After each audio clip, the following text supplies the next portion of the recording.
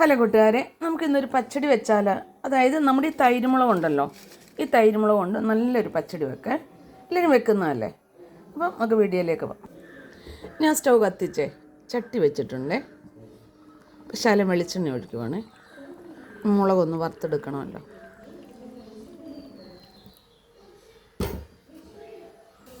നമ്മുടെ എണ്ണയൊന്ന് ചൂടായിട്ടുണ്ട്. ഇനി മുളക് അങ്ങോട്ട് ഇടുവാണ്.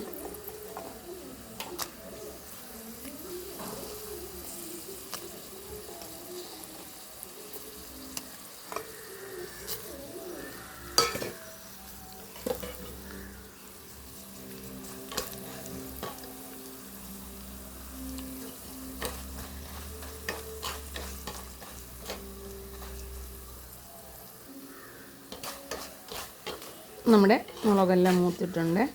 ഒത്തിരി കരിയണ്ട.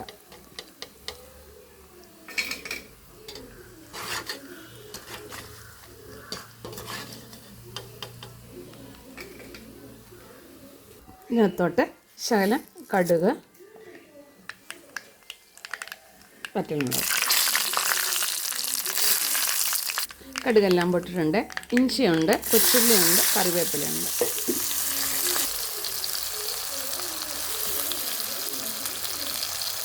ലേശം ഉപ്പിടുവാണ്.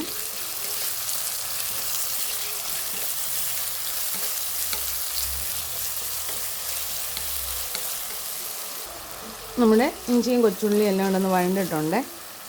ഇതേ ലേശം തേങ്ങ മാത്രം അരച്ചാണ്. ഞാൻ ചുമന്നുള്ളി അരയ്ക്കുന്നതിനകത്ത് നമ്മൾ ചുമന്നുള്ളി വഴറ്റി ചേർക്കുന്നത്, അപ്പോൾ അതുകൊണ്ടാണ് ചുമന്നുള്ളി അരയ്ക്കുന്നത്. അതുപോലെ തന്നെ ശകലം ജീരകപ്പൊടി. നമ്മൾ പച്ചടിക്ക് എന്തൊക്കെ ചേർക്കുന്നുണ്ടോ അതെല്ലാം നമ്മൾ ചേർക്കുമല്ലോ.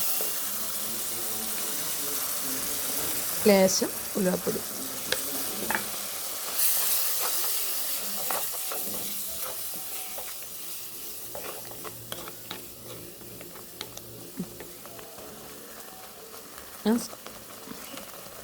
എല്ലാം ഒന്ന് തിളച്ചിട്ടുണ്ട്. സ്റ്റൗ ഓഫ് ആക്കുവാണേ. അവിടെ അരപ്പ് റെഡിയായിട്ടുണ്ട്. തൈരുണ്ടല്ലോ, തൈര് ഒഴിക്കുവാണ്.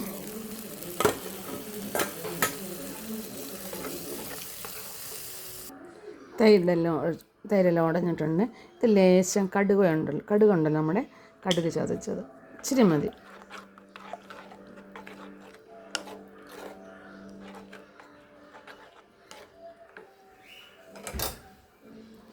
നമ്മുടെ വറ്റൽമുളക് വറുത്തത്.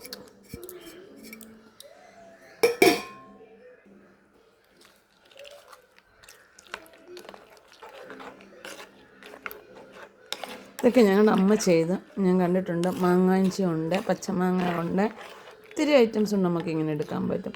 പിന്നെ നമ്മൾ തൈരിനകത്ത് ഇത് വറുത്ത് നമുക്കിടാം. അതും ഒരു പച്ചടിയായിട്ട് നമുക്ക് എടുക്കാൻ പറ്റും. ഞാൻ ഉപ്പിട്ടിട്ടുണ്ട്. വേണമെങ്കിൽ ആവശ്യത്തിന് ഉപ്പിടണം. ഇച്ചിരി ഉപ്പൂടെ.